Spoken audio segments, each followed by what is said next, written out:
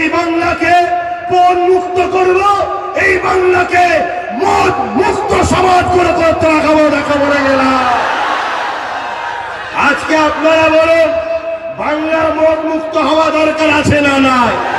কারণ মদের জন্য আজকে 100টা ক্রাইম হলে 80টা মদের কারণে হয়।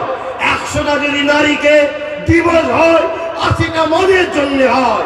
100টা যদি অ্যাক্সিডেন্ট হয় 80টা মদের জন্য হয়।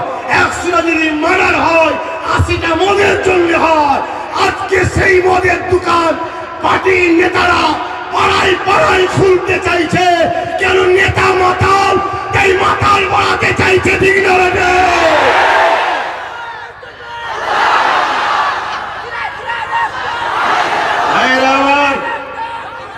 আমার নেতা মদ মুক্ত সমাজ করেছিল, আমরা মদ মুক্ত সমাজ করতে চাই। ঠিক না বেঠি? আমার নেতা সুদ মুক্ত সমাজ করেছিল, আমরা সুদ মুক্ত বাংলা তৈরি করতে চাই। ঠিক না বেঠি?